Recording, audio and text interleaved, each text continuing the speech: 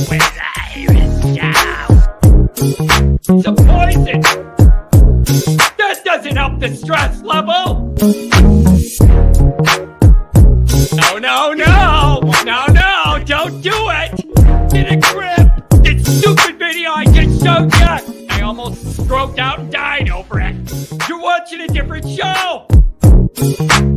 You donkey. You ain't a captain of nothing but a sinking ship. Don't do this to me, Harry. The Ohio State. It's Ohio State. What do you mean, the? 312-988-15. Hello? You tell Johnny all you've heard and seen. Sometimes it's good to just yell about football. Yeah. That's right. Welcome in. Welcome back, folks. I hope you all had a very festive and safe Halloween. We're in a weird time and space in Notre Dame land, folks. We're in a weird time and space in Notre Dame land, and I am not exactly sure. I'm not exactly sure which direction we're heading in. I'll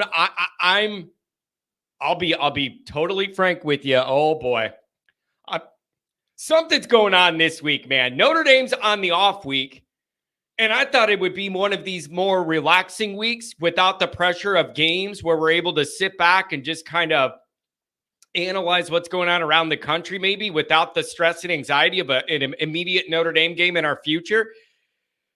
That has not been the case on this show. So we've had people going at it the other day. Obviously, at the end of the day, we had the two Pats. We had Cotter versus the caller. We had everything going on last week already in the chat.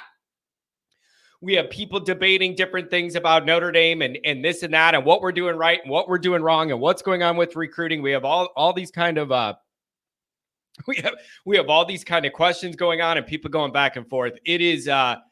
It's just been interesting. It's not what I thought the off week was going to be, and that's totally fine. I go where you guys want to drive the show. Like, I mean, that's totally fine. I want to know what you guys think about Notre Dame's schedule now. Omar, I can always count on you first thing in the morning. It's a little bit scary how much I could count on you, to be honest. So I want to know what you guys think of Notre Dame's schedule next year that just came out. That's very, very interesting. You open at Miami. I want to know if this changes anything for you. Miami was already on the schedule. Now that they're going to put that first, and then you have Texas A&M the third week of the season hosting. You know, you're hosting them. I want to know if that changes any of your thought about how they're going to put together the team next year. That is my number one thought. When the news came out, you were opening at Miami, and you all know that on the 13th of September, you have Texas A&M coming to your place. Does this change quarterback plan? All year, I heard they want to stay in-house. They're going to go with a young guy. They're going to have okay, Steven, you don't think so? They're going to have a competition and the young guy, and whoever wins, it's going to be the quarterback, whatever. Does this change that? You going to run with the guy that's never started a game and go good luck at Miami and throw him in there, and then 2 weeks later back at home against A&M? Is that what we're doing? It's fine if you – I don't know whether that's going to work or not. It's the right idea or wrong idea. It's the number one thing I thought of, though, is – Freeman kind of let it leak. I think it was like months ago that the plan was to stay in-house. And I'm just wondering if this changes at all. I'm wondering if Freeman backtracks on that. I'm wondering if Denbrock and Freeman go, I don't know, man. We got a tough, we got a really tough setup here, until mid-October next year. And your playoff life's pretty much going to be determined in the first 3 weeks of what you could do, or if you're out of it or whatever. And even if you split those two big games in the first 3 weeks and go 1-1, your back's against the wall, just like it was this year in week 2, or you feel like you can't lose again. And that's if you split. So I'm just throwing that out there. I don't know what the staff's going to think. I don't know what they're going to want to do. I have no idea. But it was my first thought when I saw that news. I did see that Carr isn't even playing quarterback right now, and he's back there playing defense, I think, because he's injured and whatever. And I'm still getting mixed reports about what happened with that situation in practice and everything. And I'm still hearing about that. So I don't know. Okay, you're going to go to the portal again. So here's where this Here's where you play this down the line. So you had Jack Cohn, then you had the Buckner year, which was over in 2 games, not even 2 games, right? Then you had Sammy the Heartthrob, the model, who's better at taking pictures as a model than playing quarterback. Now you got Leonard, who's coming on strong, though. My point is, at what point do you start to not get high school quarterback recruits? Because every time you do, right when it's their turn to compete, you drop an upperclassman 1-year transfer right on top of them, guarantee them the job, and then those guys don't play. That is the problem. So I want to know, what you guys think about that. And so if you think about it, like that's, I don't know. There's a lot of meat on that bone, and next year is going to be absolutely wild, and that start's going to be wild. And we're already thinking for the Notre Dame Sports Illustrated team, we might go down to Miami for that game and just make it a whole week. And that could be the worst idea ever by me. That could just be the worst choice I've ever had on this show. But it has already been brought up that we take the old Notre Dame Sports Illustrated team and go down there for that game. I don't know how that's going to go. I don't like those people. They don't like me. And it was a nasty environment the last time we were there. You remember all the fights and everything that happened. It was really, really nasty. Not like I'm with my team, you're with your team, and I don't like you. No, it was very intense. It was rough. V1 rotate, $5 hour. Don't worry, if Texas A&M and Miami both don't win national championships this year, the Notre Dame schedule will be weak. Next year. Yeah, it's that's the way it's going to go. I mean, I am convinced unless Notre Dame plays Georgia and Ohio State every single game all year, then the schedule isn't, it's not going to be considered tough. That's just the way it is, you guys. And you know what else too? Callers, I'm coming to you. Oh boy, Tim's on the line. Oh boy, he's always hot to trot. So we're going to see what Tim has. And 386, we'll get a Florida caller in here too. You guys are going to be the first two up. I realize we're taking all this heat for this year's schedule. I realize that. We're taking a lot of heat. Okay. And I kind of understand that. And you got both the military academies on the schedule. People don't like that. Even if they're undefeated, people think that's an easy way out, that kind of thing. Even when they're undefeated, whatever. I don't know. You're not going to change that perception no matter what you do. So you have that situation. But it's like, is it Notre Dame's fault that Florida State and USC are not good? How much would the perception of this schedule change if the teams we had on it that are brand name helmets were actually playing good football? Like, you can't say the schedule is really tough this year, but it's not. Those teams are not that good. But is it Notre Dame's fault? You have Florida State and USC on the schedule, and Texas A&M. Those are should be three playoff caliber tough games, good teams, whatever, and they're just not. They're just not. Like, is it when you looked at Florida State coming into this year, you looked at an undefeated team that got snubbed last year for the playoff, and they were a really good team flying high or whatever, and then USC has this talent, and they should be better than they are. I'm just asking. Like, is that our fault? We tried to schedule these brand names. They're just not good at football. Is that our fault or their fault? And Miami canceled. So they don't want to play us at our place or a neutral, whatever. And then the next time they have a chance, they make sure we play them at their place. It's like almost like they tried to set up a trap and lure Notre Dame right into it. So I don't know. And so I don't know what you make of this, but I want to know what people think about next year. Are they going to go with another portal quarterback? I'm telling you, you're going to stop getting recruits to come if you never give them a chance to compete. And every time it's their time to compete for the job, you drop a 1-year rental in and guarantee them the job. I don't know if that's the right move or not, or maybe it depends on who it is. The right answer is it probably depends who it is. And if it's somebody good enough, then we're all going to be for it. And if it's somebody not good enough, you're going to be against it. That might be what the reality is here. That might be what the reality is here. So I just wonder, where's the proof of what? Which part, Andrew? You're on a roll today. What did you drink in your coffee? You're going at everybody. What did I say already? What proof of what? The proof of what? Type it in, Andrew. I'm not smart enough to remember everything I said already in the 10 minutes I've been live. Are you talking about proof that those guys were guaranteed the job, the quarterbacks, or what? Because there's no doubt about that. That's a guarantee. That's an assurance. That's a 100%. That's a 100%. Any rumor on who the 12th team is next year? There is. The schedule's only showing 11 teams. That is accurate. I don't know who the next one is. I don't know who the next one is.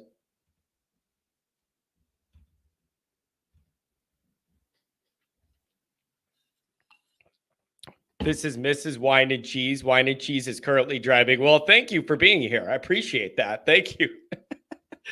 Mrs. Wine and Cheese, because Wine and Cheese is driving. That's good. That's good. Man,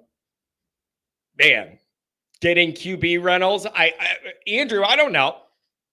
I have no idea what they're going to do, but I'm just telling you, getting QB rentals. We got Carr. The Clemson flip might be better than Carr. Listen, I don't know what's going to happen. I'm just asking questions. And I'm just wondering at all if that game being plopped into week 1 changes their approach at all, and they feel like you can't lose some of these games. All right, I'm going to get ready to go to the callers. Here's the deal, though. So you got the Miami situation. September 13th, you got Texas A&M. You have Arkansas, and I know it's not Georgia, but it's an SEC team. You have a tricky Boise team that would love nothing else. That Boise team would love nothing else than to go in there and beat Notre Dame. And if anybody could do it, they would be the most likely team to do it. Like, I'm just telling you, they're going to be up and ready to go at Notre Dame, and a pain in the ass game right now. Then you have USC, of course. That is all by mid-October. Notre Dame's entire playoff dreams and everything are going to be decided halfway through the season next year. All of your toughest games are before mid-October. So you got to figure it out, because you got Purdue in there somewhere that's bad. All of these teams and all these games are before you even think about your Halloween costume. So Notre Dame's whole year in the direction of all that's going to be determined in the first handful of games. So I don't know what they're going to do. So that's kind of where I'm at on that. Steven says he's sulking over the Yankees choking. What a weird inning for all those guys that are all that talented to just collectively not play defense like that in one inning was the weirdest thing. I don't think I've ever seen anything quite like it. It was bizarre. I don't know how many people around the country are going to cry for a team that didn't get their 28th World Series, though. Like, that's the problem. Who's going to cry that they're only stuck on 20? Is it a 27 and don't have 28? Okay, whatever. Like, I don't know how much sympathy you're going to get. So Derek Meadows is in the house from Florida State. Don't know what to think about that. I am trying to focus on the season for now and worry about the recruiting. For the 7 or 8 months we're off, because we have all the time in the world to worry about that. All I'm saying is, Chad, you need to change something. You know me, I'm not going to sit here and break down every recruit and every rumor behind the scenes, blah, blah, blah, blah, blah. All I'm telling you is, Chad, you need to change something, because I'm not impressed. So you need to change something. And I know they're actually finding 859-386. You're both coming up. They're finding some of these guys with these traits that the staff loves, and they can contribute early, and they're playing early. And Notre Dame's younger guys are kind of captain, like leaders on this team, like a couple of the second-year guys and whatever. They're really taking some ownership of this team. I love all those traits. And young guys like Urlacher that were underrated look like they're going to be better than maybe you thought and have more. I love all of that. But overall, there's some things with this recruiting you got to fix and you got to change. So, Chad, you're the hero. You're the GM. We had to keep you, whatever. You need to change some things. Number one is you need to make sure you don't lose all your top guys. And I don't know how you fix that, but you need to do it.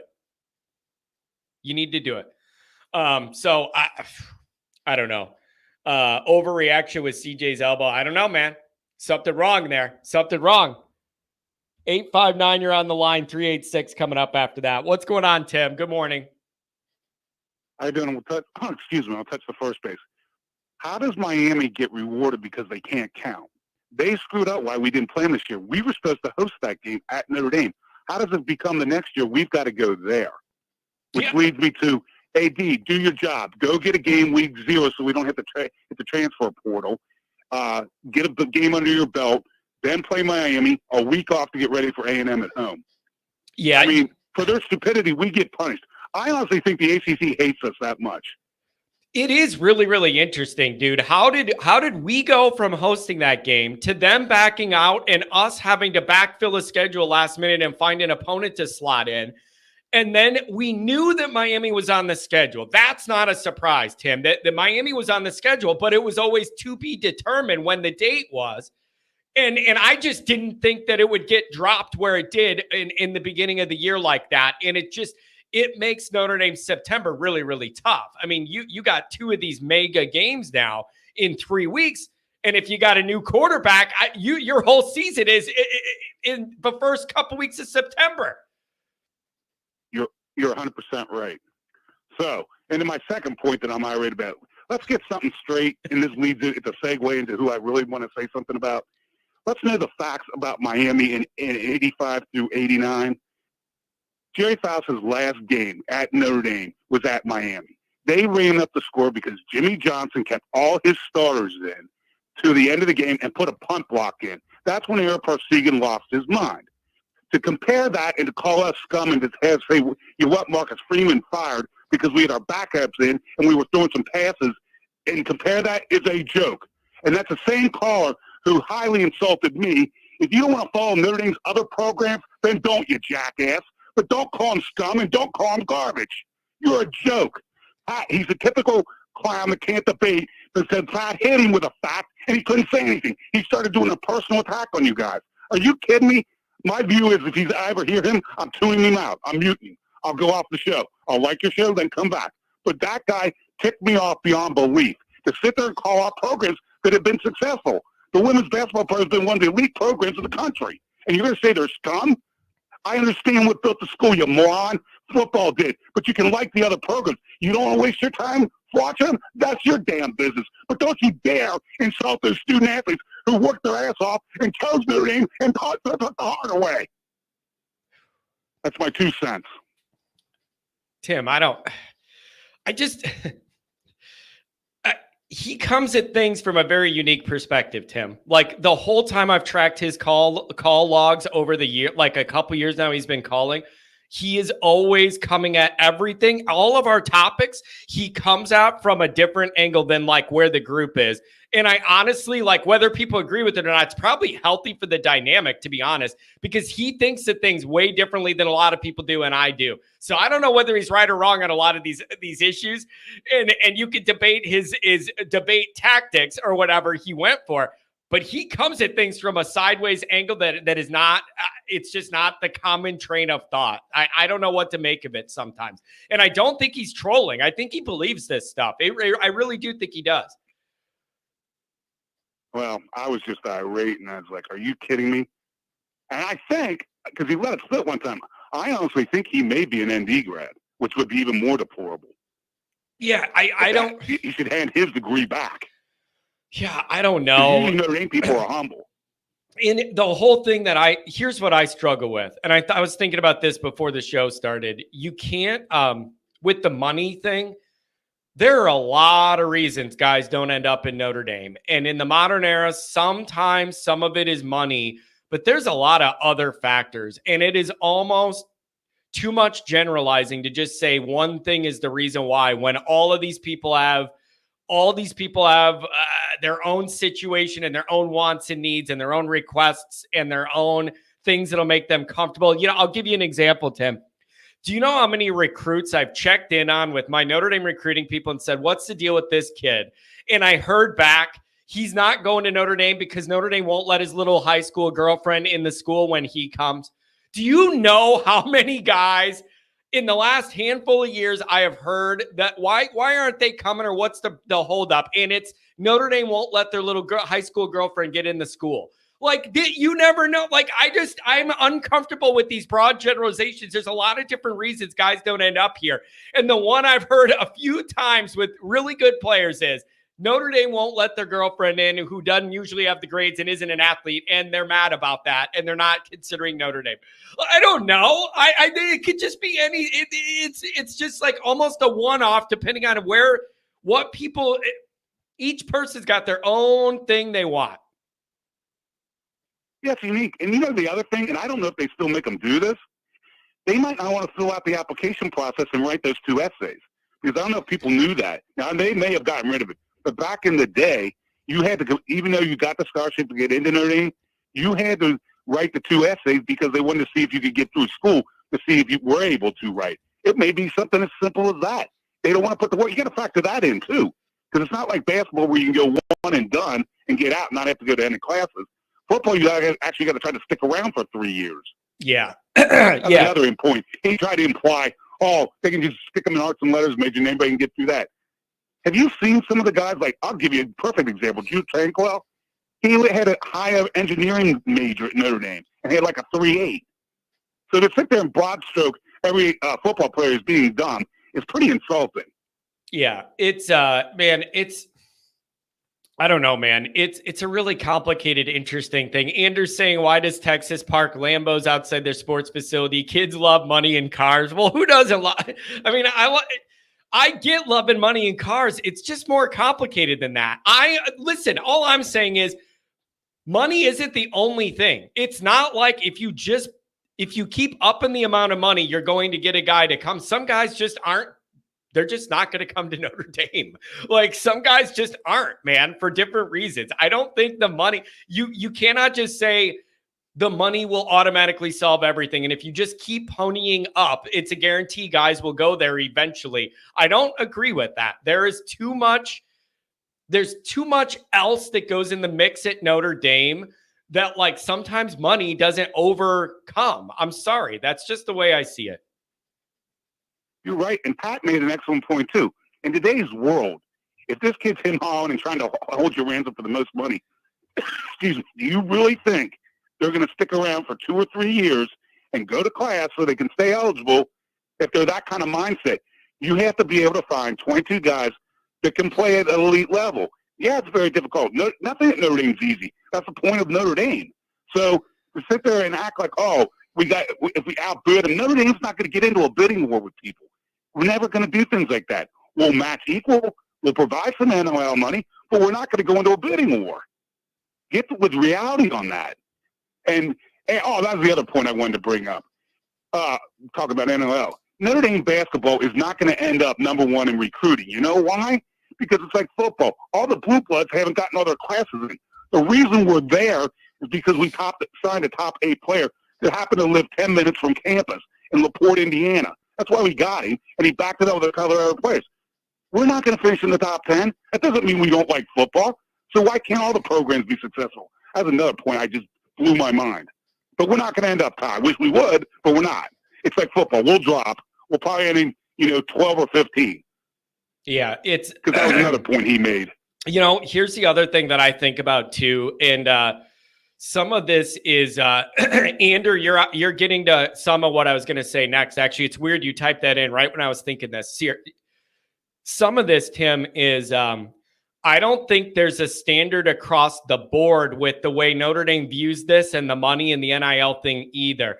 That is something I genuinely think is in the mix here. Is there are certain guys and certain positions they're probably willing to extend themselves more on or have more risk out there or gamble more money on than other situations. And I don't know whether you think that's fair, unfair, or just or unjust or the way it should be or not.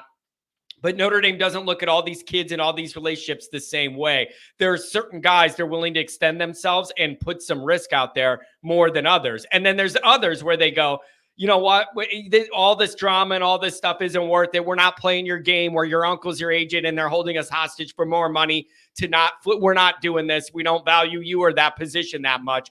I don't believe this is across the board. I believe this is very situational depending on player and position and where Notre Dame's at and the comfort they have with this situation. That's the other thing. I don't believe that there's like a blanket case here. I believe it is very much situational. 100% agree with you. I think if they're not careful, what they're going to lead to is college football is going to blow up, because you know what's eventually going to happen is that, well, I'm not making as much. One offensive lineman's not making as much as the other offensive lineman or the running back. Your locker room's going to explode because they're going to start comparing deals and how much money they're getting. Yeah. Yeah. And here's the other thing that's going to come into play too. And I don't know if people really are thinking of this. The other thing that is coming down the line is 386. You're coming up next.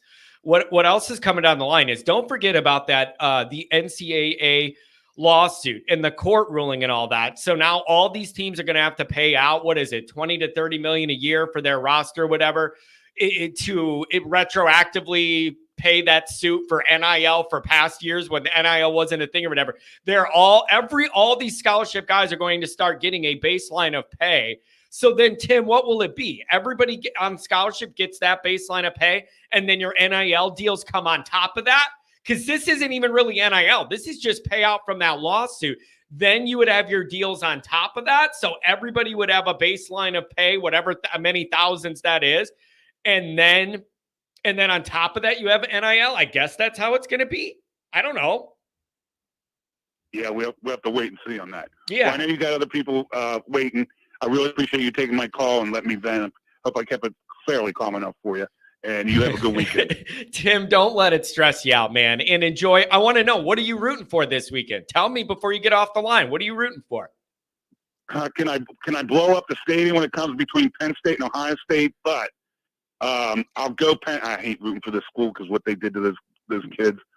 I'll go Penn State just because I figure if we stick Ohio State with a second loss, that'll help us versus – because if you look at Penn State's schedule, this is their only legit game outside the Big Ten championship game. So stick them with 2, and then they pray to God Michigan can somehow beat them again, which I'd love that. But I don't think that'll happen. So I'm thinking we're in a little bit better bargaining power with a 2-loss team versus Penn State. That helps us the most. And I think, what's the other one? Maybe Louisville can wake up and take out Clemson. That's the other big game I think I noticed is going on. Yep. What about you? What are you doing with Penn State? You going Penn State or you going Ohio State? Number one is their quarterback healthy? I heard Aller was injured and he was questionable. So that's a big mitigating factor if he's not able to go or he's really injured. And the other thing is, yeah, it'd be really nice to see the Ohio State people lose their minds and catch another loss or whatever. But dude, do you believe in James Franklin and Penn State to do that? They have a history now under him of winning most of the games they should win, and in the biggest games in the Big Ten to move the needle, they fall short. That's their history. It reminds me of Kelly at Notre Dame. They beat the teams they should beat, and with the chance to change the narrative, they fail on the biggest stage.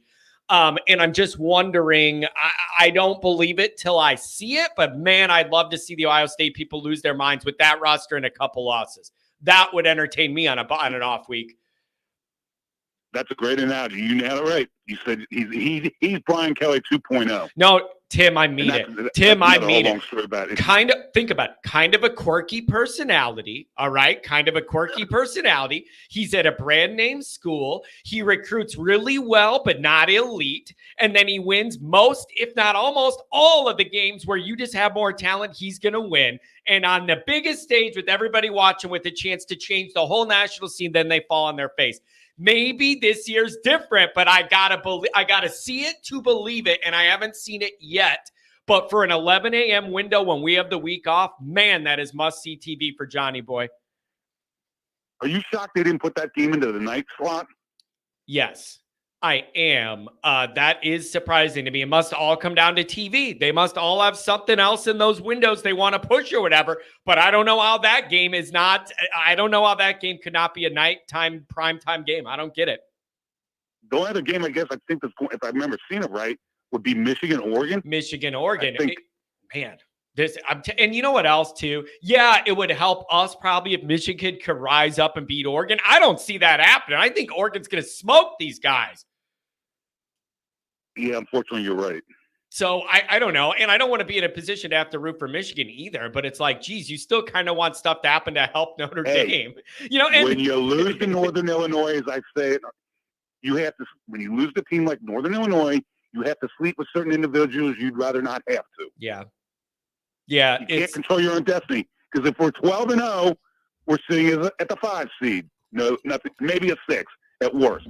But when you drop a game like that, you're that's open. the bad things you have to endure. Yep, you are open to you are kind of exposing yourself there. Now I do think, Tim, I do think though, as the weeks go by, Notre Dame keeps winning and A&M keeps looking better and better.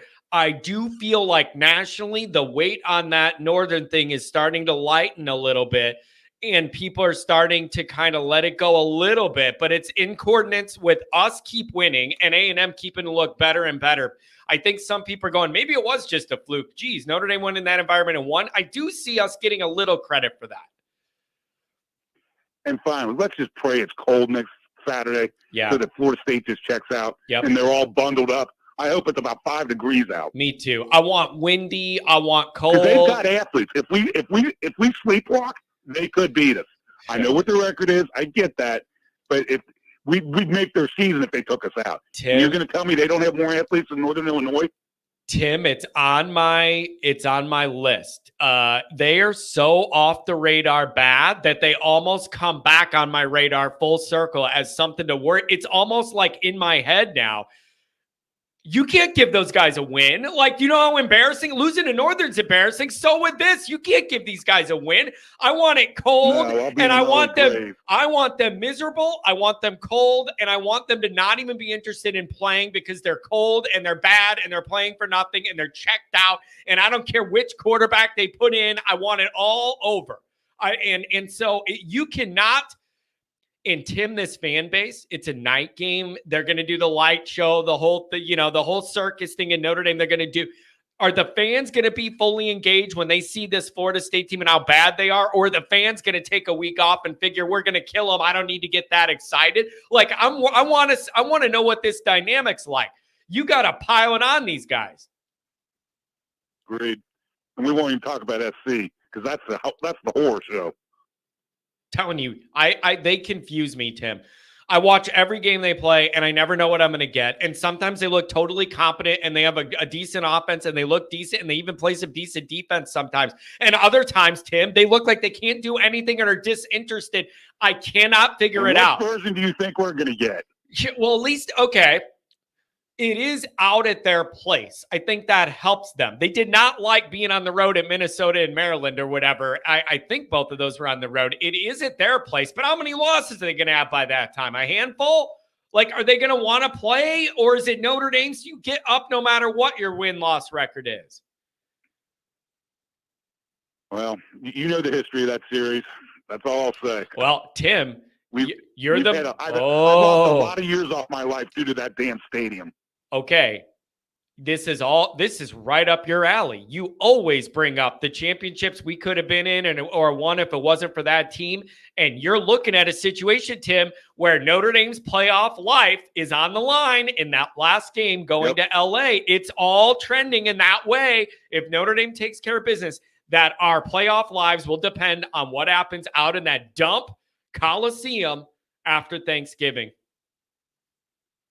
You're 100% right. Well, let's hope so. I mean, yeah, let's not take anything for granted. We should be able to take care of Army, but that's another whole reason we should have played them week 0 when I went on that rant. East Coast to West Coast. If this comes back to bite us, I want people to apologize to me that thought I was a nut job.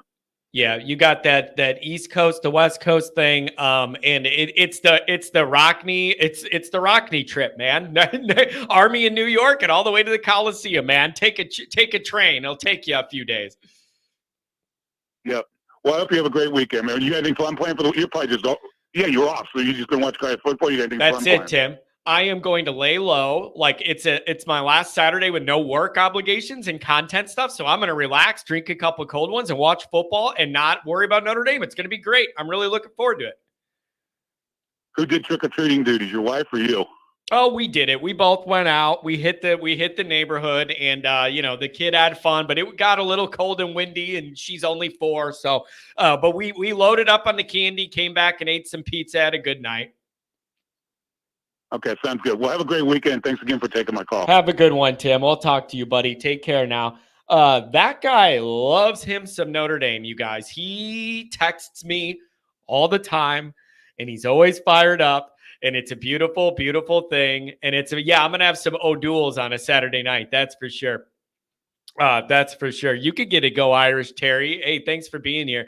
What kind of pizza? Cheese. What do you think I am? Some sort of fancy European or something? Cheese pizza is all anybody needs. You don't need anything else on a pizza. $5 holler from Callahan. Very Irishy name. Callahan Killian. At the end of the day, the schooling is most important. Kids won't understand that the money really comes from the school. Yeah, you got to understand the ROI on a Notre Dame degree is quite significant. And Jack Sacco, we're going to do a documentary. Pat, I see you too. Tyler, I got you. We're going to do a documentary. Pat, yeah, Callahan Auto Parts. We're going to do a little mini documentary and record some of it at Notre Dame and put a big feature together about all of Sacco's research showing the ROI from a Notre Dame degree. Yeah, Adam, you're right. I definitely eat pineapple on my pizza. About the ROI on a Notre Dame degree compared to the SEC, even if you make it to the NFL out of the SEC, the ROI on a Notre Dame degree is way, way, way more consistent and high level. Understand what I'm telling you. Again, Jack Sacco did all the research over all these decades, compiled it. The ROI in a lifetime of money from graduating to Notre Dame as a football player is way, way higher per person on average than even an SEC player that goes and has a good career in the league.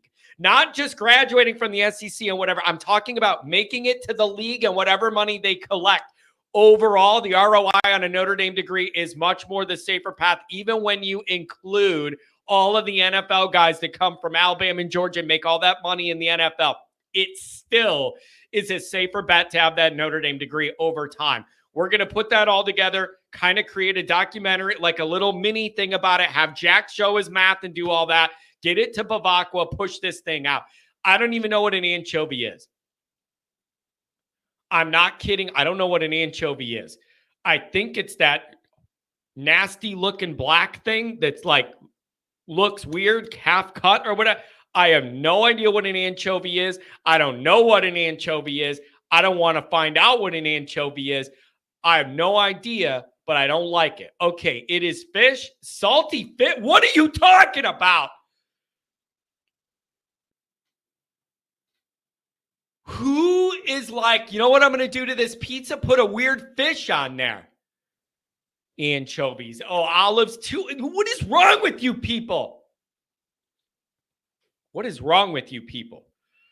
Oh, woof. I've seen it. I've even seen a thing. It might have been from Europe. A pizza or something. It looked like it had little mini fish on, like little bait fish or something. What is wrong with people, man?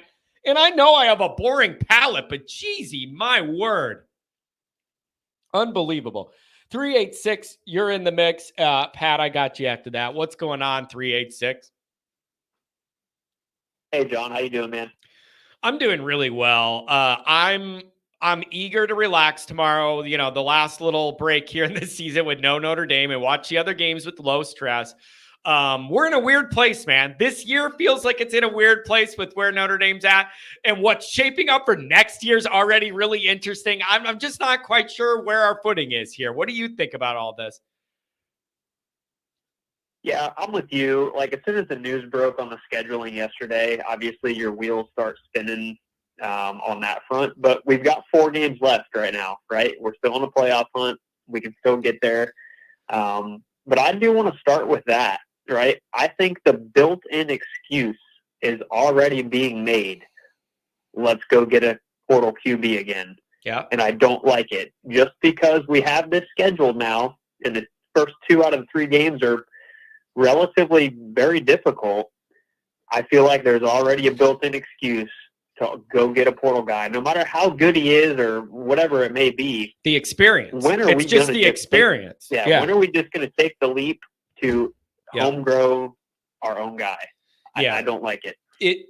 It was the number one thing that entered my brain the second I started getting text messages saying, "Oh my gosh, did you hear this news?" Because do you remember?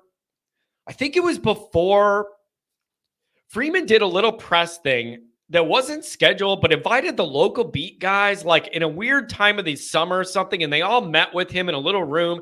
And he kind of let it slip that the plan was to stay in-house for quarterback, that he said a little too much, hinting that the plan was to stay in-house for quarterback next year, and we're kind of done with the portal thing. I'm just asking if this changes anything. Now that you got your playoff lives are going to be determined while it's still 85 degrees in mid-September, you can't afford to like drop these games and you're out of the mix next year early. I have no idea whether that should be a consideration. That's the question. Should that even be a consideration? Or do you think that that is weak of Notre Dame staff to be like, oh, now we're scared of the schedule, so we're going to change what we wanted our plan to be? Should they even do that, or is that a weak look? Is that a weak look? I don't know the answer. I'm asking. I don't know. I think you could look at it both ways. I don't know that it's weak.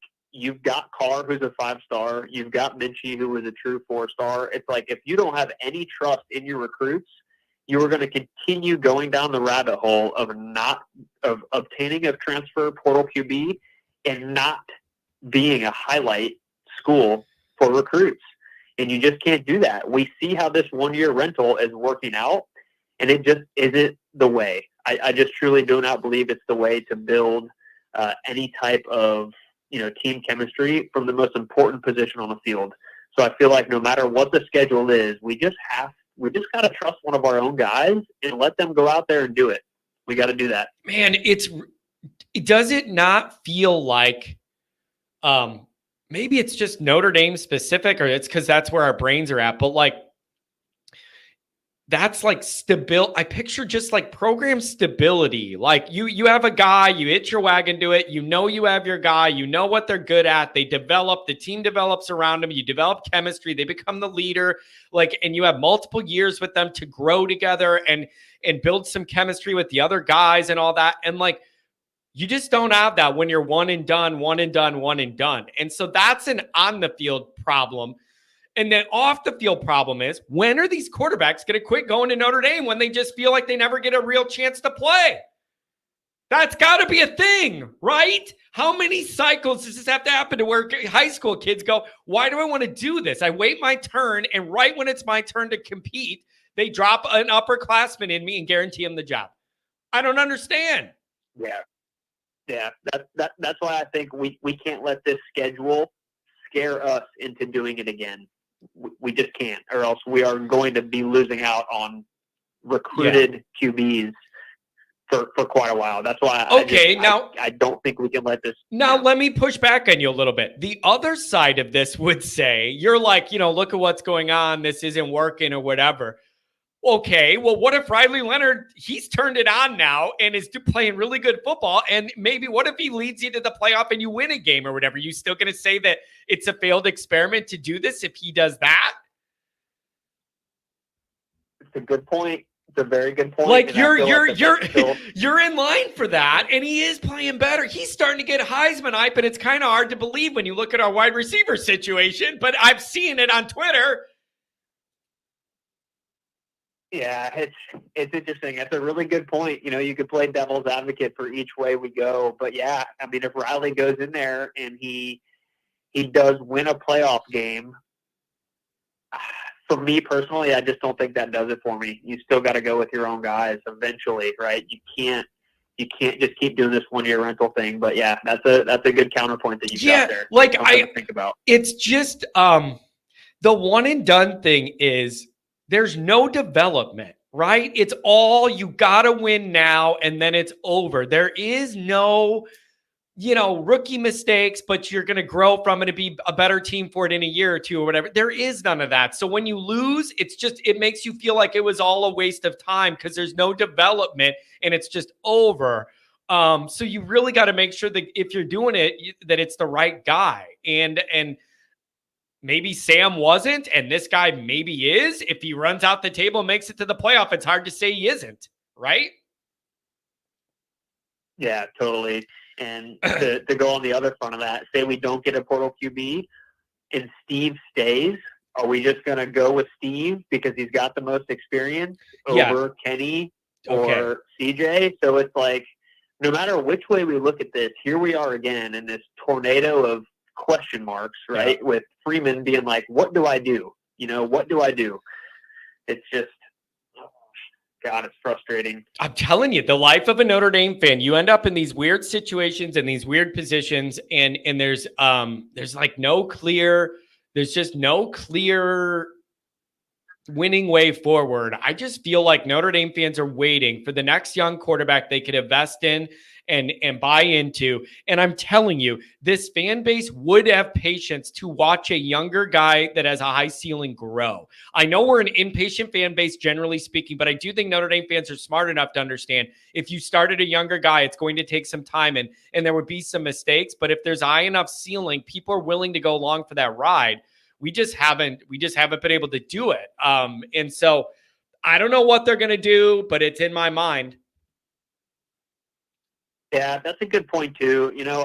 I think you have a good point there in terms of the fan base will be a little bit more patient with a younger QB and a higher ceiling, because we've seen the past 3 years, Cone, Hartman, we had the Buckner year, but Cone, Hartman, and now Riley. It's like we already know what they are, right? If we have a young guy come in and he struggles a little bit, but he can kind of give us some of that high-level, high-ceiling flash, you're totally right. I think the fan base will be a little bit more patient, but it is tough to be patient in this new format of playoffs when you've got a 12-team playoff now. That's what everybody's thinking. It's playoff or bust, which I get it, but you can't have it both ways. Yeah, you're right about that. And so it's going to be really interesting to see how the Notre Dame staff navigates this. But you got your entire year is the front part. By mid-October, your entire year is going to be settled next year. There's no way around it. Miami, A&M, tricky Boise State, Arkansas, another SEC team, and USC. It is all before mid-October. Your entire season's going to be determined. The back half of that schedule is not going to be anything. It's just all going to be determined early on. So I don't know where that leaves Notre Dame. We're not done with this year, so I don't want to get too far ahead of ourselves. But this is big news. Yeah, huge news. And, on the forefront of this season, what we have in front of us, this has got to be the year Penn State does it. Ohio State's got to have another loss. If Penn State loses, they're going to be a one-loss team at the end, more than likely. Probably get in the playoff. We need less one-loss teams and more two-loss teams. Yeah. If we can keep trending in that direction, we might have an outside shot at getting up to the 8th seed and hosting a home game. So that's my hope. But yes, less one-loss teams, more two-loss teams, and I think we'll be in a good spot. Yeah, it's going to be interesting. And you know what I do think?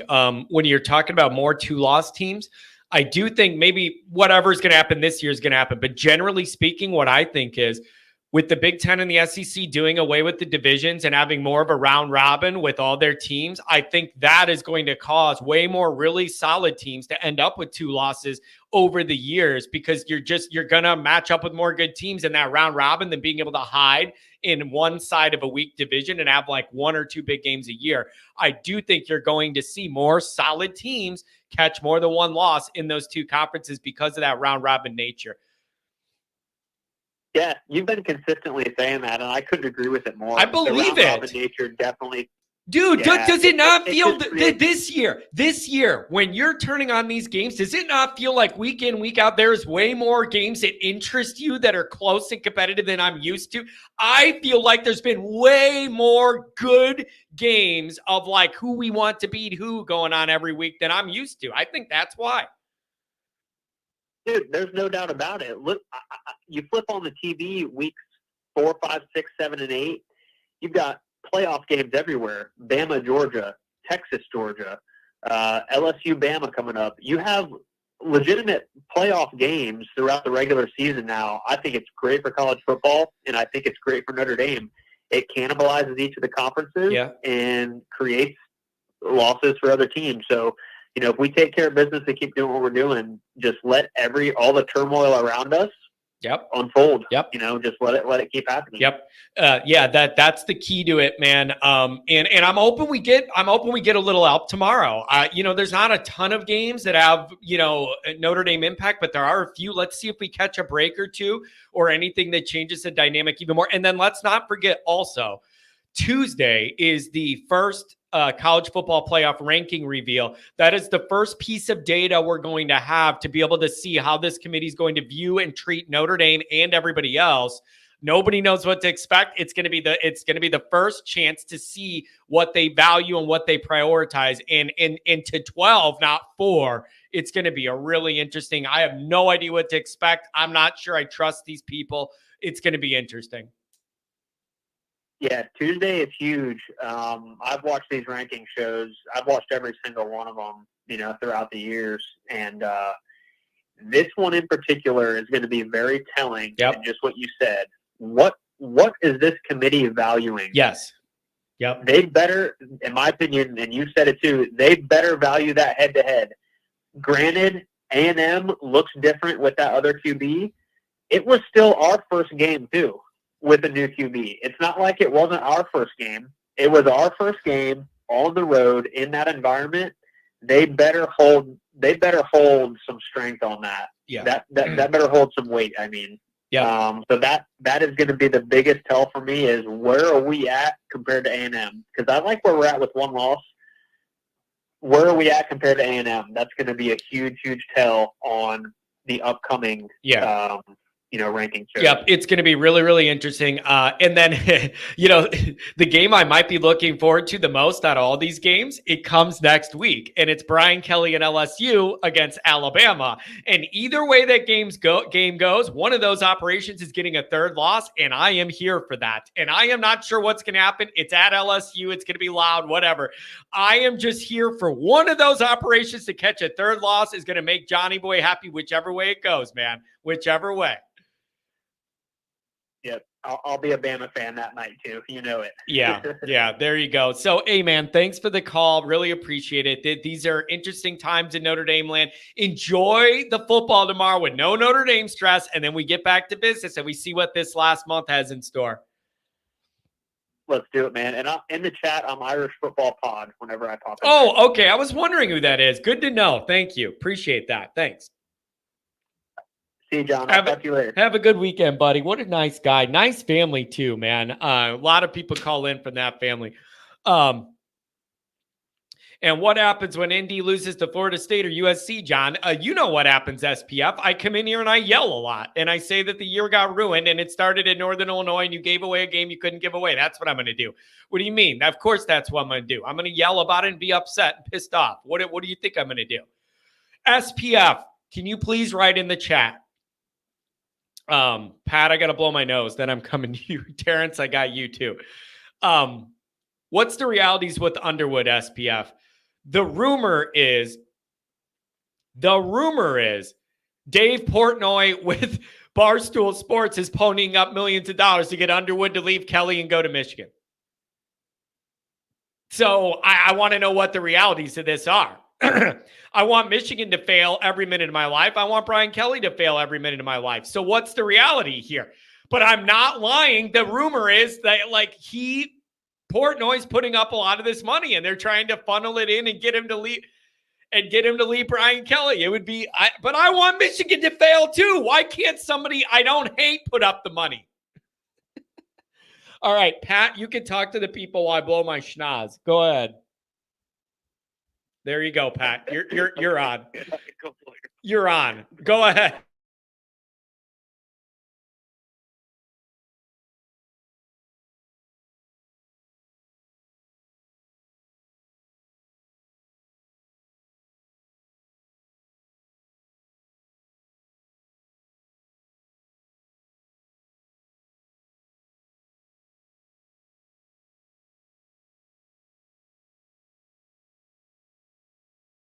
If the kid wants to go to LSU, but he's going to take the $3 million to go to Michigan, Michigan is going to be down.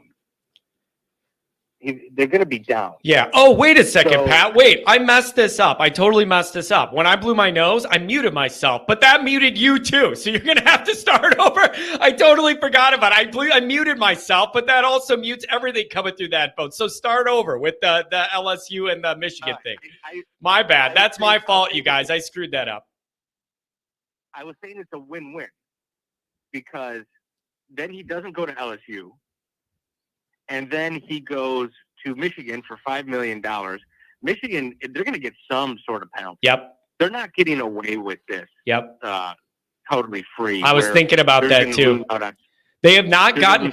Okay, so where that is, Pat, is they got, before the season in the summer, they got the notice of the allegations. I understand it was a lot worse than they thought, and it's real problems. But then they get a 90-day window to put together a response. So that's essentially what's going on now during the season. So I have no idea when anything would be announced, but you would have to think there's something coming that isn't going to be good for them. So like they might. I mean, they're probably going to lose scholarships, which I disagree with that approach. I never think you take scholarships away from the school. I think you punish the people who are responsible for it. You fine the school. You force the coach. You suspend the coaches or force the program to fire the coaches.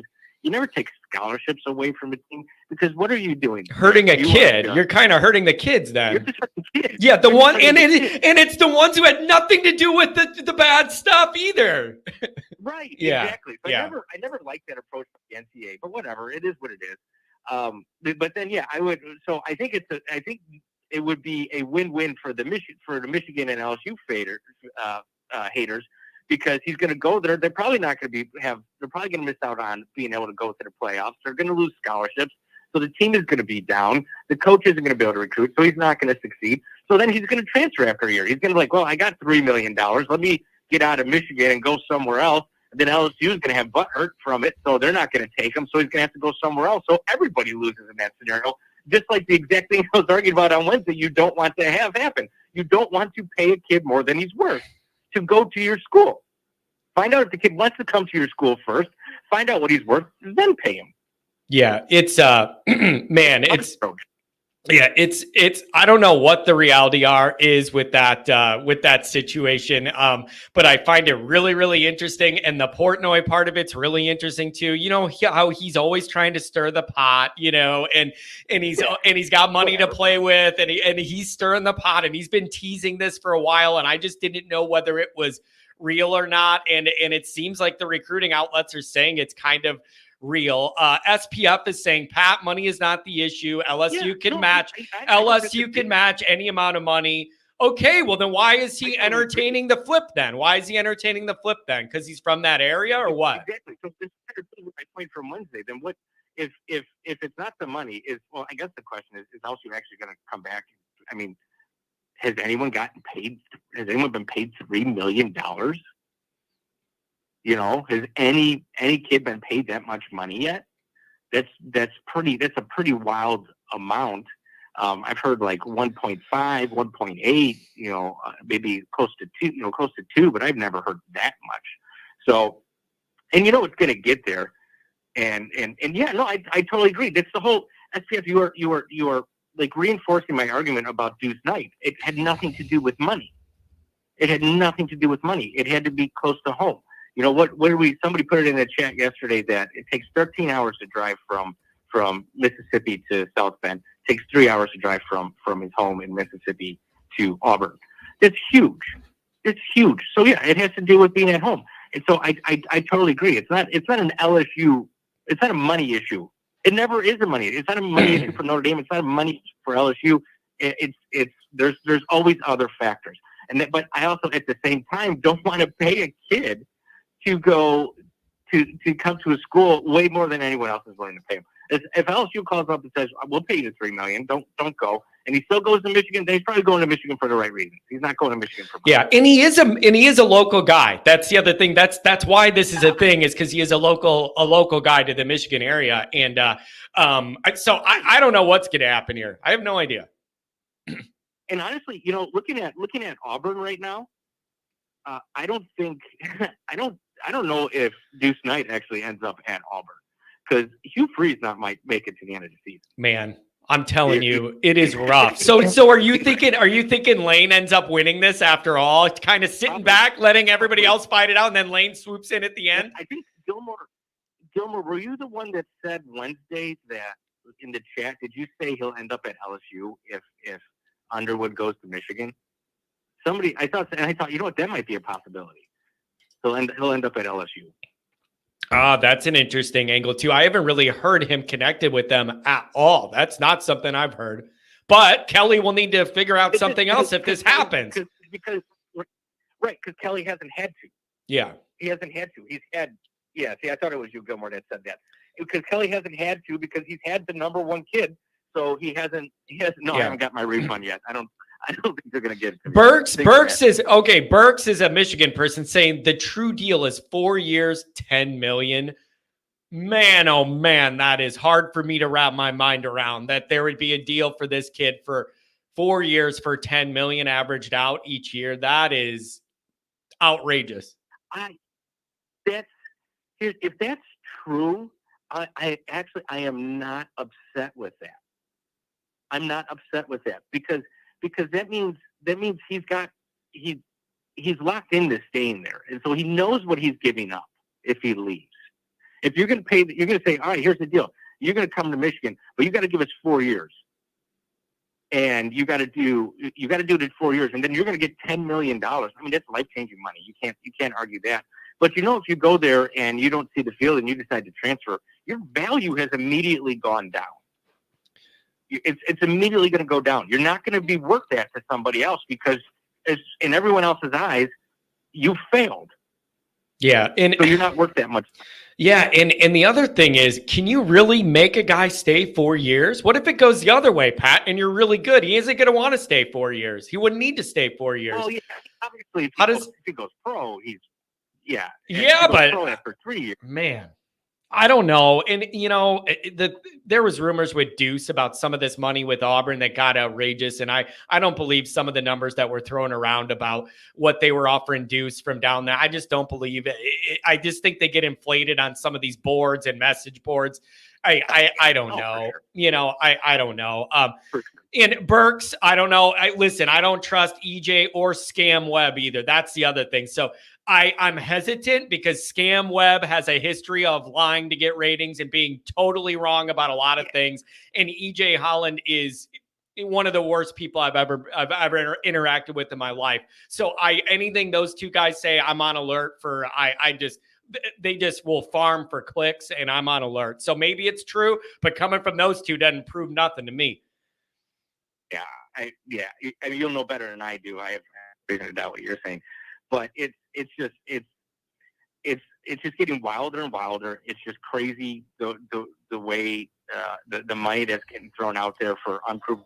I think Nick Saban hasn't outright said it, but he kind of said it. This is why he got out when he did, because he's just like, I can't do this anymore. I can't bring myself to pay for somebody who hasn't done anything. Yeah, it's just it's for a 17-year-old high school kid. It's hard. It's just hard to rationalize that. And then again, I've been saying this, John, since you started doing this show, and I started calling in years ago. That 17-year-olds and 18-year-olds, they don't fail to surprise me. They're always going to do something that you just don't understand. And my example of that is recruiting with commitments, where a kid is committed to Notre Dame like Deuce Knight was for 6-7 months, and then all of a sudden he wasn't. But then he didn't say anything for another 3 months, and then he finally left for Auburn when his visit to Notre Dame was supposed to come up. So it just doesn't surprise me what 18-year-olds do. And now that you have inserted money into it, it's no longer about mom and dad and the 18-year-old trying to make the best decision for where the kid goes to school and plays football. It's now there's aunts and uncles and aunts and all these people trying to get their hands on these kids because there's so much money at stake, and it's just making it even harder for them. So I'm not mad about Deuce Knight not coming to Notre Dame. I can care less. And I think Gilmore might be right about this kid they got from Clemson. I've always held Dabo Swinney in high regard, especially with his quarterbacks. I know this kid's coming off an injury, which is why he's kind of under the radar, but I think he's a pretty great player. And I don't think Notre Dame is necessarily losing out. And this kid's number one, he wanted to go to Notre Dame. He's very vocal about the fact that he wanted to go to Notre Dame. You know, at FBF, I don't disagree with what you're saying there. That Deuce left because the class was not looking good, and that's it. I agree. A lot of I think Notre Dame shot themselves in the foot when recruiting Deuce, because all the wide receivers that Notre Dame was targeting, that he was targeting on Twitter, went elsewhere, and Notre Dame screwed up there. And that's just, and again, it wasn't a money thing. We know Notre Dame was offering those kids the same amount of money that the other schools were. It was those kids just didn't want to come to Notre Dame, and that is a problem that Marcus Freeman has to deal with. He is not the closer we hoped he was. Yeah, I don't know how you change that, Pat. Him and Chad, they need to change something. You cannot lose. You cannot lose your top-rated guys and all that. There's something going on there they need to fix. It is a pattern now. This is not a one-off situation. Right. They got to adjust something. There's one or two ways to do it. You either have to win, and you have to win big, and you show that you can do it. So you have to catch red hot fire and run through a bunch of people and pull it off where you're being considered not as good. Yeah. Or you have to go and find that kid. You know, I thought Keelan Keeley was the one. And I don't even, is he even playing at Alabama? I don't even know what's going on with his career at Alabama. But I thought he was the kid that if you got him to Notre Dame and he shined like the star everyone thought he would be, that would have broke that glass ceiling of Notre Dame getting those kids. And everyone would say, oh, look, he came out of the South. He's a star at Notre Dame.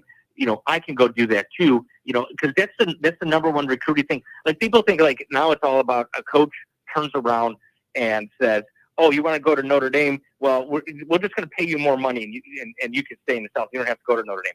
No, that's not how recruiting works. It's, okay, Notre Dame's offering you $1 million. We're going to offer you $1 million, and you can stay in the South. And by the way, our kids, they play in the SEC. They play in the national championship. They're constantly, you know, they go play in the NFL, and they have these long, great careers. And at Notre Dame, you're not going to do that. And it's still, nothing has changed in the recruiting argument. It's still the same argument because Notre Dame is participating in the NIL process. So Notre Dame is still losing the battles the same way they lost the battles with Brian Kelly as the head coach. But at least the only difference is that with Freeman, they're actually in these battles. But Freeman has to figure out a way to actually recruit the kids he needs to make this an elite program. Yeah.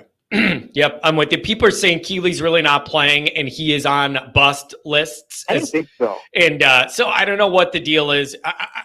I don't know what the deal is with that. And it's just it would have been it just would have kind of shown something different if Notre Dame could have held on to him. And Notre Dame was one of the earliest big schools that offered him and was in on him before he really blew up and his recruitment blew up.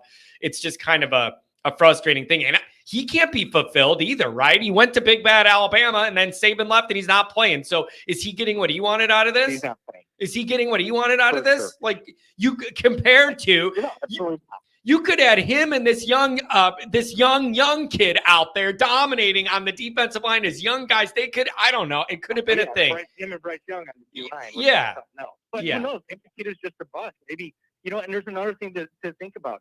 Some of these kids now, they're getting, I never thought Keelan Keeley was an NIL issue. I always thought there was something else there. I thought it was a family thing, telling him, hey, go to Alabama. That was always the rumor on it. I don't think there's ever been a recruit, except for Freeman's first year, where I felt Notre Dame was like not in it because of NIL. I thought that first year maybe they were a little bit. Yeah. But ever since then, they're in all these games as far as the money is concerned.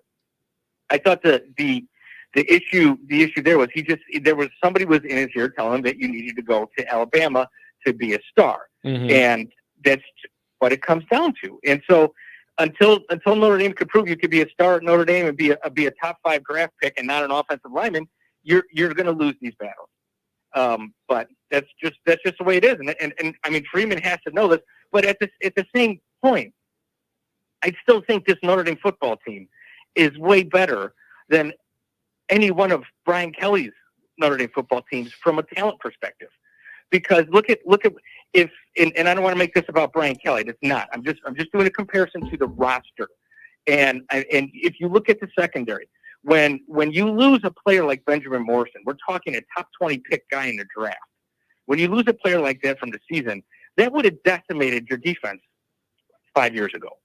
That Yeah. would have decimated No your depth. defense. No depth. Now you have freshmen on the football field who are playing. I'm not going to say at the same level because they're not going to play at the same level of Benjamin Morrison. They haven't been tested yet by a team that can throw the football like a top tier program. But they're playing hard. They got noses for the football and they have confidence and aggression. And that is not something we have seen from the depth of a Notre Dame. I think that's true. You talked about, look at Kennedy Urlacher. That kid is a stud. That kid, he's got a lot to learn, I'm sure, but he's got a nose for the football. He hits like his dad, and he's pretty fast. And those are the kids that we when we talked about the right kind of guys, the RKGs that always flips you out, John. I mean, these guys. Some of these guys, they are the RKGs because they came in under the radar. People weren't recruiting them, and Notre Dame staff evaluated them and said, Sure. There's talent here we can work with. And so it's almost like, hey, we're still using the Brian Kelly playbook of recruiting because we're not getting the tier guys, and we have to fill in the back end of our roster with some of these developmental projects. But now these developmental projects are actually working out versus what they used to do 5-6 years ago. Yeah, I think you're seeing. I think I agree with you. Where a lot of those Kelly teams, like some of the frontline stuff, was really good, but there was no depth, and all it took was one injury, and everything would fall apart in a position group. There was nobody behind that could come in and keep up the quality or level of play to any standard. And I do believe you're seeing that change. One question I have for you, Pat, and we'll let you go. I appreciate you joining on a Friday instead of working. Let me ask you this.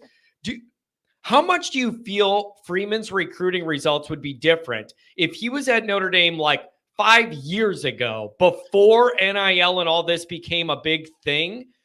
How much different do you think it would be? Do you think he would be more successful if he didn't have to compete and deal with all that stuff with his recruiting energy at Notre Dame? Or do you think he's going to find a way to use this as a weapon to help get guys into Notre Dame? How do you look at that? If he would have been there that last window of time, maybe when Kelly was there before NIL was a thing you had to compete with. The funny thing about that question is, if you asked me that after his first and second recruiting class, and I think we've had this conversation, and we talked about that. And my answer to that after his first and second recruiting class was clearly, this is a factor. And I think if he was the head coach at Notre Dame with this attitude 5 years ago or 10 years ago, Notre Dame would be getting all these top flight kids because he's clearly outworking everybody.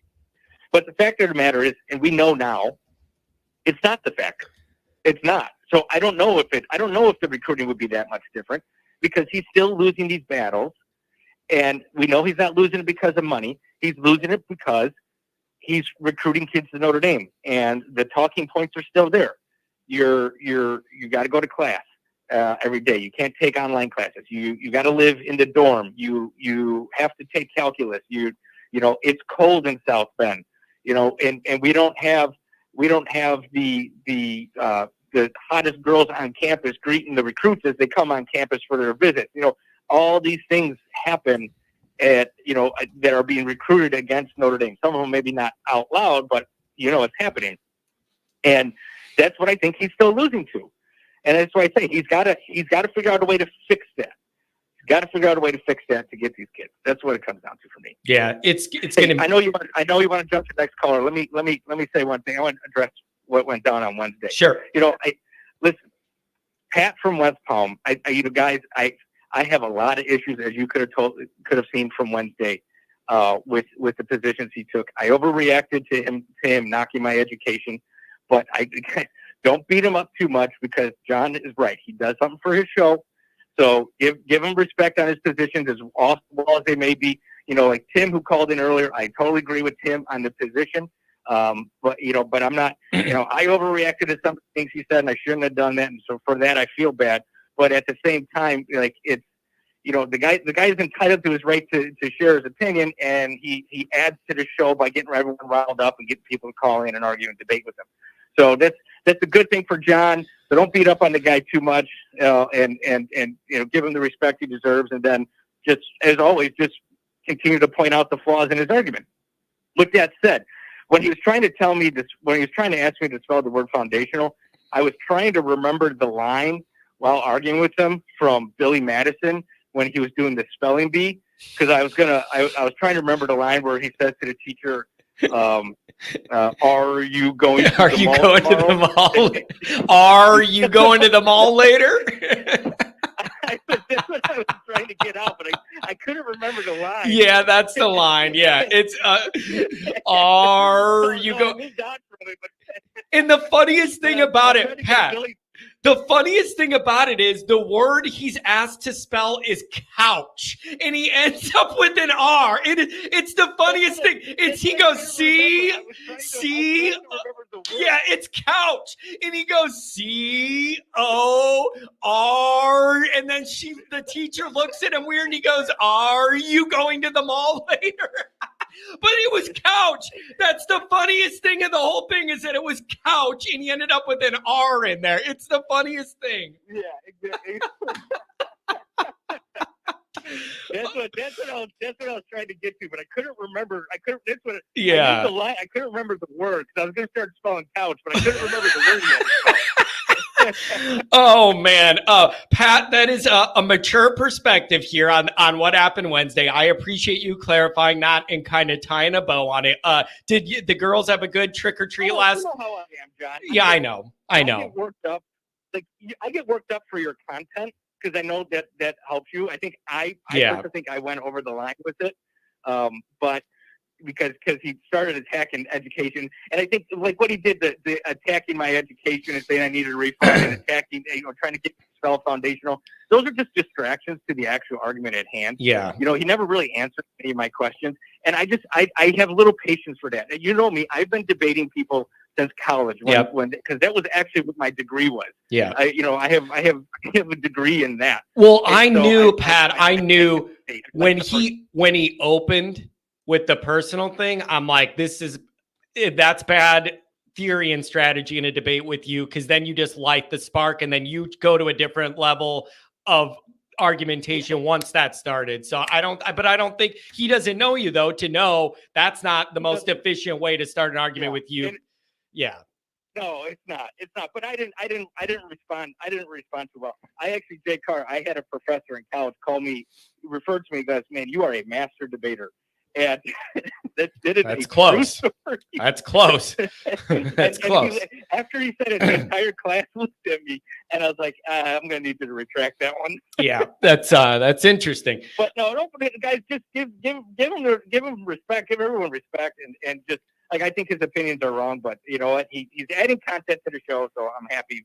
Yeah, and then Pat, one more thing on the way out. Did the girls have a good Halloween? Trick or treating, dress up, do the whole thing last night? Yeah, they have a good night. They had a good time. I had a good haul. I showed them how to pay taxes after they got home. There you go. I took a third of all they pulled in, and I said, "This is now Dad's," and I told them that's how you pay taxes. And so they're pretty pissed, but now I get a third of all the candy. Yep, there you go. That's fair. That's the price to live there. You know what I mean? You got to pay the freight. Hey, Pat, I appreciate the clarification on everything and your participation in the show. As always, have a good Friday and enjoy stress-free football tomorrow, okay? All right, yeah, for sure. Talk to you later. Have a good one, buddy. See ya. Man, always appreciate Pat being a part of the show. Dude, Ronald, why don't you call in instead of sit there and typing that everybody's stupid and that I'm stupid and every caller's a dummy and nobody knows what they're talking about? Instead of you typing there like a tough guy, why don't you dial in and explain yourself and tell the class why I'm stupid and everybody else here is a dummy? I just literally picture the guy's name is Ronald McDonald in the chat, and I literally picture a guy dressed up as Ronald McDonald typing all this stuff, at 10 in the morning, and he's typing all these insults. If I'm stupid and Pat's dumb and everybody else is an idiot, call in and tell everybody why everybody's an idiot.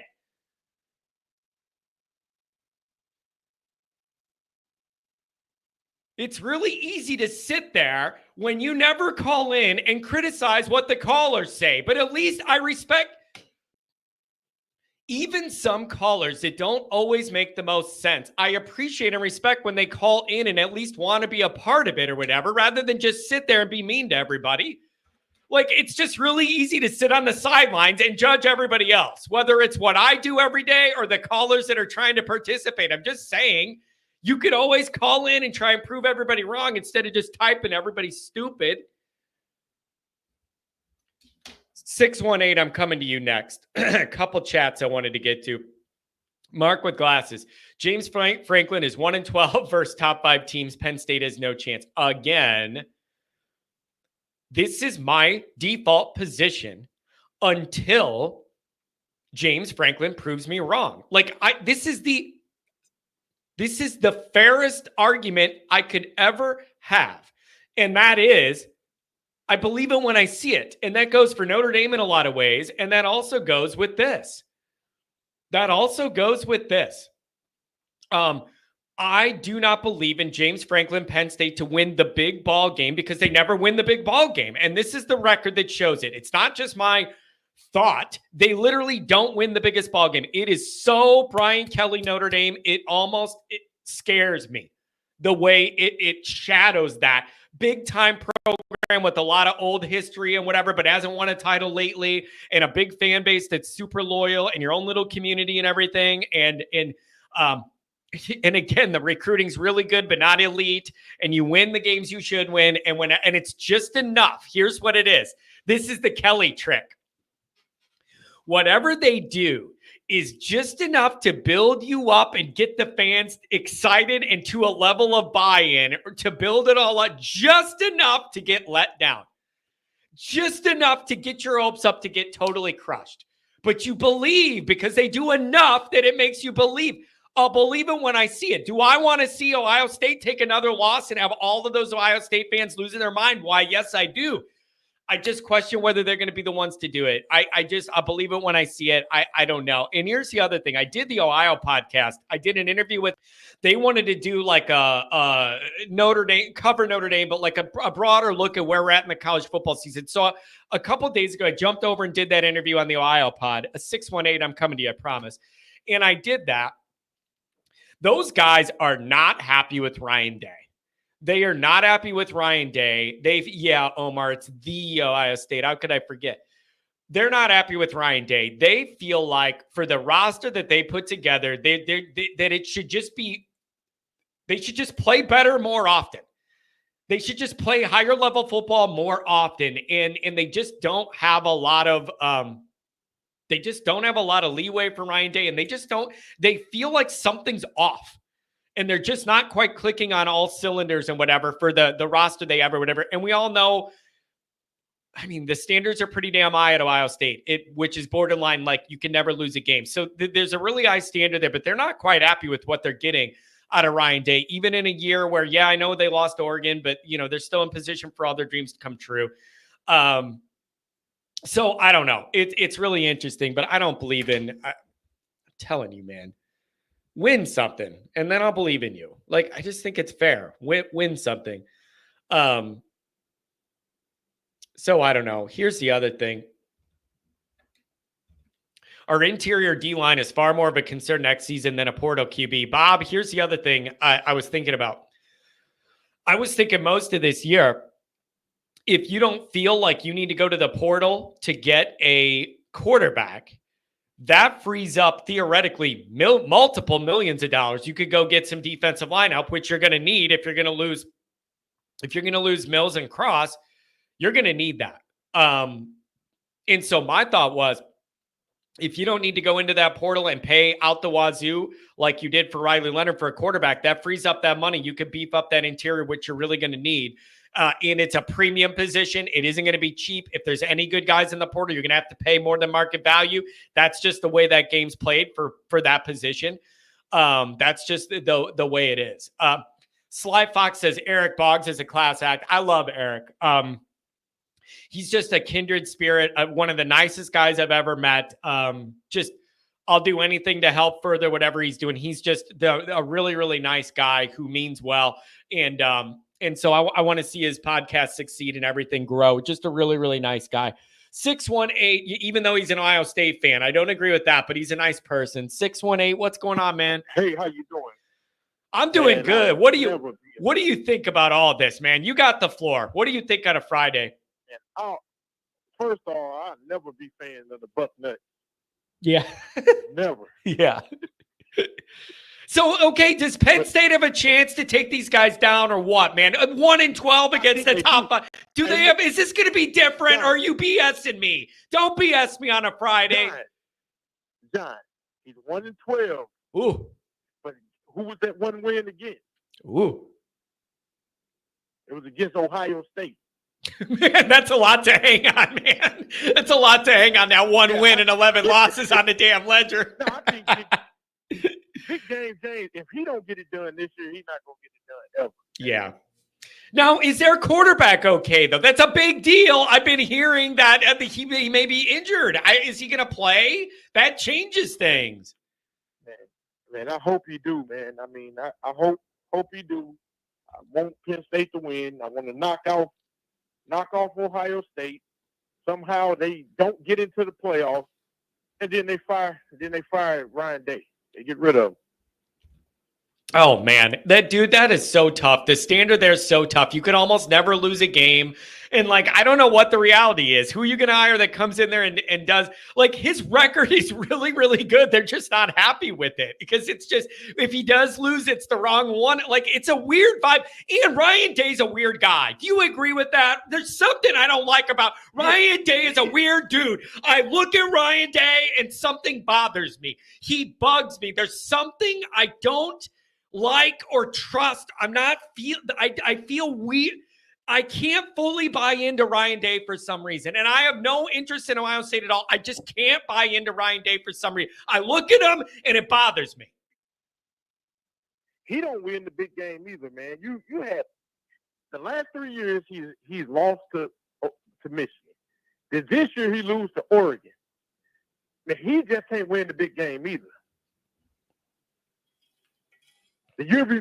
A couple years ago, he lose to Georgia in the first round of the playoffs. After they up by 1 million, and Georgia come back and win it in the fourth quarter. I don't know what it is, man. I don't know what it is. But didn't they spend $13 million? Didn't they spend $13 million to go put this team together this year? Blah blah blah blah blah. They were building it up like this is the year. It's got to be the year. They were going all in. They got sick. Michigan beat them, and that made them get their NIL in gear, and they'll spend any money that they need to and whatever. And here we are. So, but I don't know, dude. I can't believe in Penn State till I see them do something. You would take some of these fickle Notre Dame fans that, man, they would take, I'll take Ryan Day any day over Marcus Freeman. Man, I wouldn't take Ryan Day over you, John. Ryan Day's a weird dude, He's a man. weirdo. I'm a weirdo too. Well, wait. Let's not act like I'm not weird. We're just weird in different ways because I'm not acting like I'm normal. Hey, man, John, you the man, man. Oh, I appreciate that. Thank you. But I don't. Hey, man, Ryan Day's a weirdo, man. This guy, man, he got the best recruiters in the world, and it's a reason why. It's a reason why Chip Kelly wanted to leave UCLA and go be the offensive coordinator over at Ohio State. Man, he's under pressure. I think he lose. And I think he lose this game, and then I think he also lose the Michigan game. Michigan just for that one game. Ooh, could you imagine? That the fallout from that? That might be it. That might not even be like Ohio State wants to get rid of him. He might choose to just leave at that point. Yeah. But, and all you people who's talking about Freeman can't close or whatever on these recruits, man, these recruits, you got to look at what these recruits do. They use Notre Dame name to build up. Everybody wants, if soon as Notre Dame offer, schools wait about two or 3 weeks later. Now they want to offer 2 or 3 months down the road. Now all of a sudden they want to offer when they never even took a look at the kid. Yeah, it is very interesting how that happens. Dude, for money. I really Deuce, listen. There's a lot of people that really do think Deuce was never coming to Notre Dame. This was all a ploy to raise his value around the country and play nice for a while to get all that Notre Dame attention, raise your value, and then see what the market is. I have a really, really hard time believing that was really the plan. Do you think he never really planned on ending up at ND the whole time? Or do you think things just changed and people got in his ear? listen to Deuce. Deuce never mentioned Notre Dame. Deuce always mentioned Marcus Freeman. He never mentioned Notre Dame. He never said he had love for Notre Dame. He always said he had love for Marcus Freeman.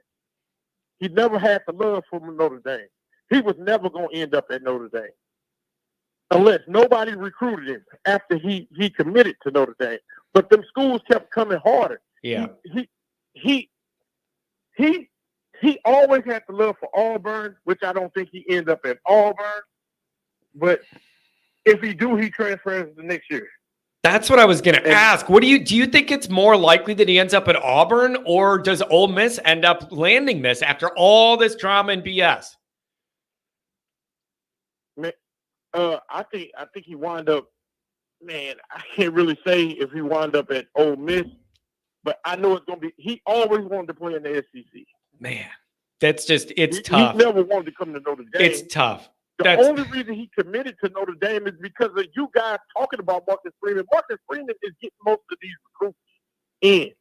Now, whether he get them to stay, all of them not going to stay. Yeah. And that's with every program. And you see what's going on with Michigan right now. They might end up with no quarterback in the class. I don't think Underwood go to Michigan either. I was going to ask you about that. Do you think there's smoke? And it's just weird when you have the Dave Portnoy Barstool money in the mix and he's got money to blow and he loves Michigan and is an alum. And I never know what Dave's up to. And like, what is the reality of this? Is this all BS? Didn't Michigan's quarterback recruit just decommit? And now people are saying, oh, that's making room for Underwood, whatever. He just decommitted because of all the attention that they give Underwood. I would have did the same thing, man. You giving this guy $5 million over 4 years, and you ain't giving me nothing, man. Goodbye. Yeah. Good luck with getting here, man. Yeah, that's interesting. When he really wanted to go to Michigan, if it was really about staying close to home, he would have committed to Michigan back in January. Yeah, that's a good point. Deuce was a different situation. And what's crazy about the Deuce situation is Deuce always look at, if you go back and you look at the history of his recruitment, we had, what's the guy named Backmeyer or Bear Backmeyer? Yeah, Bear Brockmeyer or whatever. Notre Dame, he visited Notre Dame the weekend that Deuce committed. And Deuce committed after that kid visit. Then you hear Auburn talking about, okay, well then you're not ready. We'll just go after Julian Lewis and throw this money at Julian Lewis. He commit to Auburn. He's a fickle kid, man. He's not mature. I don't think he was mature enough to be at Notre Dame anyway. He's a good kid, good man. He's everything you want in a quarterback, man. But that's why I kind of thought that him and Marcus would be a good fit, and Marcus could really mentor him and take him under his wing and kind of shelter him a little bit and help get him situated in a new culture up north and through Notre Dame. I really thought that there could be a unique relationship there, and maybe that shows my naivete or me wanting to look at the bright side and believe people were all doing this with genuine intentions. And maybe that's foolish on my part to entertain that, but I really wanted to think it for a long time. Man, and I think Marcus is the right coach for Notre Dame. I just hope that if Ryan Day leave Ohio State, I just hope that Ohio State don't come to him and say, "Hey, man, what you can't get at Notre Dame, we'll give you." Oh yeah, we'll get you at times 5. No questions asked. What do you need? What do you need? We'll get it. Then all you Notre Dame fans, if he goes over to Ohio State and he starts winning at Ohio State, all you fans wonder, man, like, man, Notre Dame fans, the new fans are fickle. Not the fans from the 80s, not the fans from the 70s. We're not fickle. We understand what Marcus Freeman is doing. We don't want to lose Marcus Freeman because Kelly couldn't recruit. He matter of fact, I know a kid actually that went to Irish Invasion, and Kelly wasn't even in the building. Yeah.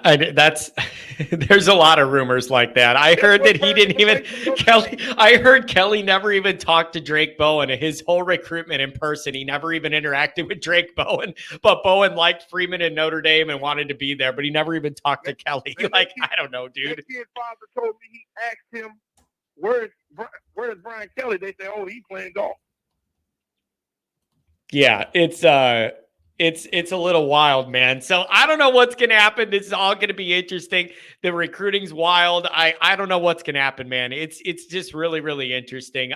One more thing before I let you go. What do you make of Notre Dame opening up in Miami next year and then 2 weeks later hosting Texas A&M? That is a rough September, baby. Woo! Yeah, it is, man. But it's messed up on Miami behalf because they kicked Notre Dame off the schedule this year to come to Notre Dame. Yep. And then next year, you say, okay, we'll pick the season because you know you can't beat Notre Dame. I'm telling you, they really played their cards on this one. Oh, we can't make that work coming to the South Bend and making that trip. And then all of a sudden, boom, now we're going there. It is. So what do you think? Does Notre Dame go with the younger guy or do they go to the portal again because they feel like they need experience to run that gauntlet through the beginning half of the season? Think they go to the portal. I don't think they go to the portal. The best thing for them to do is Angeli transfer. You had the competition during the spring. Minchie wins the job because Minchie is close to what Denbrock likes to do on the offense. Yeah. Yes. No, you're absolutely right. And when Goolsby was having a drink with Denbrock in spring, he was talking to him about this, and Denbrock did say, he said, "Hey, Kenny Minchie reminds me the closest of Jaden Daniels of what I had mobility and arm wise or whatever in our roster." He said Kenny Minchie was the one who fit that mold the best. Not that they're the same or he's as good or whatever, just the skill set. So Denbrock likes what Minchie brings to the table. Minchie got the strongest arm of all of them. So, hey, man, it's going to be really, really interesting to see what their belief level is in that room. They have some big decisions to make there. Now you don't have to have that Deuce Knight situation of like, man, have Deuce Knight because Deuce Knight probably is a possibility as a freshman. He probably could have beat both of them out. Yeah. Yeah, it's going to be really, really interesting. I don't know. There's a lot going on in the world of college football in Notre Dame land. Hey, man, thanks for giving me a call on a Friday. I do appreciate you. Big game, James, man. Yeah, okay. I'm going to be, we'll see how it goes. I'm going to be tuning in at 11 a.m. and let's see what happens. Somebody put up a good stat on the screen about Ohio State's not running the ball the right way and Penn State should be able to defend them, put them in bad situations. And so I don't know what's going to happen, but I will have to, I will give Franklin full credit if he pulls it off, but I got to see it to believe it. All right, John, man. Have a good weekend, buddy. Enjoy the Saturday with no Notre Dame stress, and then we'll be back on the grind the next week. All right, man. Take care, buddy. Have a good one. Oh, what a regular caller. 215 calls on the log with that guy. Love him. I love him. Rick with the $10 holler. Keep winning, Irish. Hoping for an A&M Irish rematch in the playoffs. Rick, I got to tell you, man, it has been a joy watching A&M and their head coach that we all respect in Notre Dame land that we respect and like and want to see succeed. It has been a joy because the better they do, the better we feel about our situation this year. And Rick, you know how personal it is between me and Brian Kelly. So you can understand how much I enjoyed what you guys were able to do the other week. And so I'm really happy this is all shaping out the way it has. $10 holler, man. Really appreciate you, Rick. So yeah, I mean, you guys, fan base has been a class act and we respect your head coach. And the better you do, the better it makes us look. So we're kind of in the same boat, Rick. We're all pulling for you, man. And here's the other thing. Rick, I hope you're the type of dude that's going to want to come to South Bend next year, and maybe we'll need to go out to eat or something. I'll treat you to a lunch or something here because you've been so loyal to the program. Consider it, man. I don't know if you've ever been to South Bend or if it interests you at all to be able to see South Bend and do that for when you guys come. But I'd love to meet up with you and take you out on Eddy Street there in South Bend if you're going to. SPF says A&M's going to lose South Carolina this week, so it's not going to last long. I'll tell you, if you want to be in a situation where you have a really, really big high and then you sleepwalk the next day, look no further than the next week, look no further than what Notre Dame did after the A&M win. So I can't act like that's off the table when we just did it this year. So, hey, I don't know. J Carr. Oh, that's funny. I'm just curious. What is Notre Dame's NIL budget? I don't know, Burks. They don't tell us that information. I've been told from my connections, Burks, that if Notre Dame really wants a guy, money's not going to hold him back. That's what I've been told. If Notre Dame really, really wants a guy, they're not going to get outbid and the money's not going to be a problem. So that's what I'm told. Some people believe it. Some people don't believe it, but that's kind of the messaging I have from the people that I know that have connections with the people that pull those purse strings and that money. If they really do want something, they can pay for it. That's what I've been told. I don't know if I don't believe there's a set budget. It depends on the circumstances. I don't know. Rick says, I've never been, but I'll look into it. I'm just saying, if you're ever going to do that, that it would be a fun trip for you guys. And we are gracious hosts, almost too gracious. I think we're too nice to the enemy a lot of times. I really do. So I don't know. So I don't know, you guys. This is going to be a really, really interesting weekend. I don't know what we're going to get out of these games. I really hope Notre Dame is. Here's the other thing I want to mention before we get out of here today. Even with the injuries, I want Notre Dame to continue to ascend through whatever November is going to be. I don't want it to be where like you're just plateauing and you're at this level and it is what it is or whatever. I would like to find a way. Will Notre Dame hire Ryan down? I just had such a visceral reaction to even the thought of that. He's such a weird guy, and I just don't like him. He's so weird.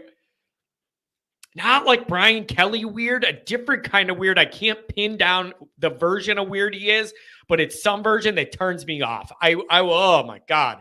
I had such a visceral reaction that it almost took me aback for a second here, man. It really did. Here's the thing. I want Notre Dame to ascend through November. I don't want him to just like be level and kind of plateau. I want him to keep getting better.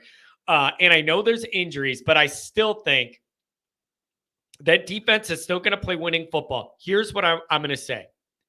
This offense, Notre Dame's offense, Riley Leonard's finally hitting his stride. You can see in the way he's moving and getting in and out of the offense that he's gaining comfort and he's gaining a better feel of what to do on the RPO, when to pull it, when to keep it, what to do. He's just moving and operating the offense with much more confidence, and it's obvious to me. That offensive line is starting to come along. And if you actually look at the rushing numbers, it's actually been pretty impressive since, obviously after week 2, it has been very impressive what they're doing on the ground. And I know they haven't played a murderer's row of good defenses. I'm not saying they have, but the numbers are actually pretty impressive. They're starting to come together a little bit. I think it's fair to say, Mike Denbrock, what is the next tier of your offense you want to run in November? I think that is a fair thing that the players have earned that. Like, what is the next level? What is the next level of this offense that you could reach in the final 4 weeks to get this thing to crank to the next level? I think Notre Dame's offense might be ready to test that because Riley Leonard seems like he's got a really firm grasp on what they're trying to do now. Crank it up to the next level a little bit. Burks, I'm not even really a Bears fan. If I was a Bears fan and a Notre Dame fan, Burks, I would already be long dead. There's no way I could handle that many Saturdays and Sundays of misery back-to-back in a row. I'd be dead. There's no way I could handle it. I never miss a Bears game. I pay attention to everything they do. Like I watch the podcast niche and everything. I never miss a Bears game. I watch them all, but it is not emotional. It doesn't move my needle at all. That's just the geographical team, and I follow it because I love football. But I genuinely mean that. The Bears do not matter to me at all emotionally. That doesn't move the needle at all to me. I laughed when I saw how they lost last week. Like, it's not emotional. If it was, I'd be dead. There's no way I could handle the last 30 years of Notre Dame on a Saturday, Bears on a Sunday is just gone. I mean, just goner. Just goner. I couldn't do it. John is a Chicago Fire fan. I don't understand soccer. It's too much running, not enough scoring, man. I don't have the patience for it. We're running a marathon out there, and then you go take one leak, and the only action of the game happened. It's just, I don't have the attention span for it. It's too much running. Shorten the soccer field. Make it smaller. Too much open grass with a lot of running and no scoring. I just can't do it. It's too much running with no scoring. Way too much running. Unbelievable. That's what John was like in college. All right. That's going to end the show, Pat. That's the one. That's going to end the show, Pat. That's the one. You got it. You got it. That's going to end the show. All right, everybody. I really do appreciate it. Thanks for being here. Thanks for calling. Thanks for the donations. I want seriously, relax and enjoy a Saturday of good football without Notre Dame. Relax. Oh, if the Bears are losing Sunday, you think Kyler Murray's going to get them? Ooh, the Bears are in trouble then. They're having a rough week already. The entire national media is killing them. If they drop that one, you're in big, big trouble. Also, the Bears are in one of, if not the best divisions in football. They have none of their division games till the back half of the schedule. And all of these teams are competitive teams. The Lions are competitive. The Vikings are competitive. The Packers are competitive. And the Bears have all of those double games with each of them on the back half of the schedule. The Bears got to make hay now or they're in big, big trouble as they get into that slate. All right, everybody, enjoy the football without Notre Dame stress, and we'll be with you. I'll have something else out over the weekend for you, I'm sure. Take care, everybody. Thanks for the calls. Thanks for the chats. Thanks for being here. Take care.